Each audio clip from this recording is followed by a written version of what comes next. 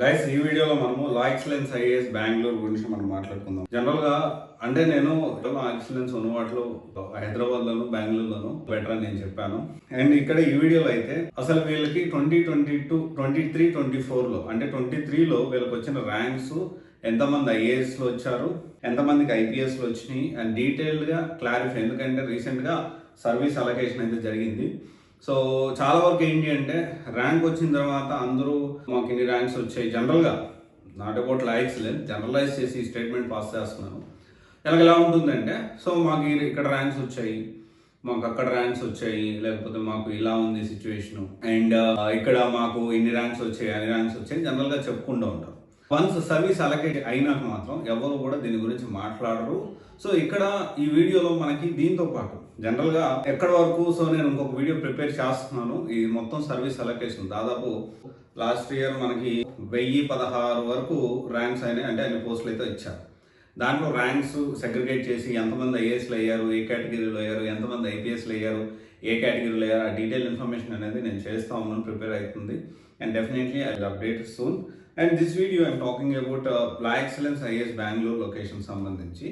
So వీళ్ళు generalise చేస్తూ హైదరాబాద్కి ఎన్ని ర్యాంక్స్ వచ్చాయి, బెంగళూరుకి ఎన్ని ర్యాంక్స్ వచ్చాయి అనేది, అంటే హైదరాబాద్లో ఫిలిమ్స్ కమ్ మెయిన్స్ తీసుకున్న వాళ్ళకి ఎన్ని ర్యాంక్స్ వచ్చాయి, బెంగళూరులో ఇది ప్యూర్లీ వాళ్ళ వెబ్సైట్ నుంచి వాళ్ళు అప్డేట్స్ చేసిన ఇన్ఫర్మేషన్ని బట్టే నేను మాట్లాడుతూ ఉన్నాను అఫీషియల్గా. అండ్ ఇక్కడ అఫీషియల్ వెబ్సైట్లో వాళ్ళ ర్యాంక్స్ ఏదైతే వాళ్ళు పబ్లిష్ చేసుకున్నారో దానికి సంబంధించి నేను మాట్లాడుతూ ఉన్నాను. ఇక్కడ డివైడ్ చేయలేదు, ఐదర్ అంటే హైదరాబాద్లో యూపీఎస్సీ ప్రిలిమ్స్ కమ్ మెయిన్స్ తీసుకున్నారా, లేకపోతే టెస్ట్ సిరీస్ తీసుకున్నారా, లేకపోతే ఆన్సర్ రైటింగ్ తీసుకున్నారా, లేకపోతే పర్సనల్ గైడెన్స్ తీసుకున్నారా, లేకపోతే ఐజీపీ అయితే సో చాలా క్లియర్గా చెప్పారు. సో ఈ ర్యాంక్స్ అన్ని కూడాను వన్ డే మాక్ ఇంటర్వ్యూతో మేము తీసుకోలేదు. సో క్లాస్ రూమ్ ప్రోగ్రామ్ ద్వారా ఇన్ని ర్యాంక్స్ అని చెప్పి కొన్ని ర్యాంక్స్ అయితే వాళ్ళు పబ్లిష్ చేసుకున్నారు. ఇది హైదరాబాద్ బెంగళూరు అయితే క్లారిటీ లేదు, బట్ బెంగళూరు బ్రాంచ్కి సంబంధించి ర్యాంక్స్ ఎన్ని వచ్చాయి అనేది ఇంకా ప్రిసైజ్ చేస్తూ చెప్తే ఇంకా బాగుంటుందేమో నేను అనుకుంటున్నాను. And all India rank 27 Sai Kiran garu IAS అయ్యారు, కేటగిరీ వచ్చేసి OBC. And all India rank 82 Kaushik IPS అయ్యారు జనరల్ కేటగిరీలో. All India rank 104 Jayasimha. So దీనికి సంబంధించి తర్వాత వచ్చేసి all India rank 148 Manideep IAS general category. All India rank 170 Dheeraj garu వచ్చేసి ఐపీఎస్ జనరల్ కేటగిరీలో. And then all India rank 196 వచ్చేసి జి అక్షయ్ ఓబీసీ కేటగిరీలో ఐఏఎస్. అండ్ తర్వాత వచ్చేసి ధనుశ్రీ గారు all India rank 198 IPS. And దాని తర్వాత ఇంకా చూసుకుంటే all India rank 382 IRS IT. So ఇంకా ఐఏఎస్లో ఎవరెవరికి వచ్చారు ఏంటి అని చూసుకుంటే అర్పిత గారు ఆల్ ఇండియా ర్యాంక్ 639 ఎస్టీ కేటగిరీలో వచ్చింది IPS. And then all India rank 558 ఇది కూడా వెంకటేష్ గారు ఐపీఎస్ కిందకి వచ్చారు ఓబీసీ కేటగిరీలో. అండ్ ఇంకా చూసుకుంటే కె శ్రీనివాసులు గారు ఆల్ ఇండియా ర్యాంక్ 526 ఇది కూడా ఐపీఎస్ వచ్చింది ఓబీసీ కేటగిరీలో. సో ఇక్కడ ఏంటి అంటే ఎంతవరకు ఐఏఎస్లు ఎంతవరకు ఐపీఎస్ వస్తుందో ఒక అవగాహన అనేది వస్తుందని నేను అనుకుంటున్నాను.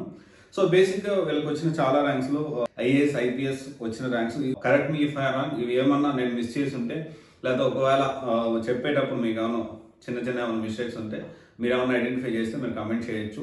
ఎందుకంటే వీఆర్ హ్యూమన్ బీయింగ్స్ ఎన్నో కొన్ని ఎంత నేను రాసుకున్నా యాక్చువల్ ప్రతి ఒక్కటి రాసుకొని ఆ లిస్ట్ తీసుకొని సర్వీస్ అలొకేషన్ ఎవరికి ఎంత వచ్చిందని రాసుకొని మీకు అప్డేట్ చేస్తా ఉన్నా. అయితే నేను ఇక్కడ చెప్పొచ్చేది ఏంటి అంటే బెంగళూరుకి సంబంధించి లా ఎక్సలెన్స్ ఐఏఎస్ బెంగళూరులో ప్రిలిమ్స్ కమ్ మెయిన్స్ తీసుకొని ఎవరెవరికి ర్యాంక్స్ వచ్చాయి, సో ఇది మనం ఖచ్చితంగా తెలుసుకోవాల్సిన అవసరం ఉంది. అండ్ ఇక్కడ ఎందుకు తెలుసుకోవాలి అవసరం ఏముంది అంటే సో ఇక్కడ వీళ్ళకి 2 బ్రాంచ్లు ఉన్నాయి, 2 బ్రాంచ్ల్లో మంచి క్వాలిటీతో కోచింగ్ ఇస్తున్నారు, అదైతే ఎలాంటి డౌట్ లేదు, మంచి ఇన్స్టిట్యూట్ మంచి కాదన్నట్లు.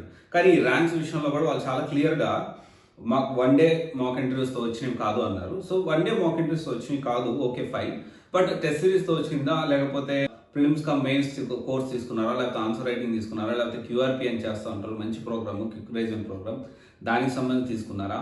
అండ్ తర్వాత వచ్చేసి ఇంకా టెస్ట్ సిరీస్ కానివ్వండి, ఆన్సర్ రైటింగ్, కరెంట్ అఫైర్స్ క్లాసులు కూడా బాగుంటాయి వీళ్ళ దగ్గర. అండ్ దేనికి సంబంధించి అంటే ఏ కోచింగ్ తీసుకున్నారు అనేది ఇంకా డీటెయిల్గా చెప్తే సో స్టూడెంట్స్ కూడా చాలా ఈజీగా ఉంటుంది లా ఎక్సలెన్స్ ఐఏఎస్ బెంగళూరులో జాయిన్ అవ్వాలా వద్దా అని తెలుసుకోవడానికి అని చెప్పి నా ఒపీనియన్. సో ఎనీవే ఇదైతే ఒకసారి చూడండి. నేను ప్రతి ఇన్స్టిట్యూట్ కూడా ఇది సర్వీస్ అలొకేషన్ వచ్చినప్పుడు ఎవరు దాని గురించి మాట్లాడట్లేదు, దాన్ని డీకోడ్ చేస్తూ ప్రతి ఇన్స్టిట్యూట్లో వాళ్ళ వెబ్సైట్లలో వాళ్ళకు వచ్చిన ర్యాంక్స్ని బట్టి ఇప్పుడు సర్వీస్ అలొకేషన్ ఏంటి అనేది నేను 1 by 1 చేద్దామని చెప్పి దానికి ప్రిపరేషన్ అనేది చేస్తూ ఉన్నాను. సో ఎనీవే, ఇంకొకటి వచ్చేసి ఎవరైనా లా ఎక్సలెన్స్ ఐఏఎస్ బెంగళూరులో కోచింగ్ తీసుకుంటూ ఈ వీడియో వాళ్ళకి రీచ్ అవుట్ అయితే ఐ రిక్వెస్ట్, మీకు కోచింగ్ ఎక్స్పీరియన్స్ ఎలా ఉంది? ఎందుకంటే సో నాకు వచ్చిన ఇన్ఫర్మేషన్ ప్రకారం ఇన్స్టిట్యూట్ బాగుందనే వస్తుంది. ఇంకేమన్నా ఇంప్రూవ్ చేసుకోవాల్సి ఉందా అనేది మీరు ఖచ్చితంగా కమెంట్ రూపంలో తెలియజేస్తే ఖచ్చితంగా it will helps lot of students అండి. ఓకే, ఇది ఒకసారి ఆలోచించండి. Thank you. This is Raj signing off.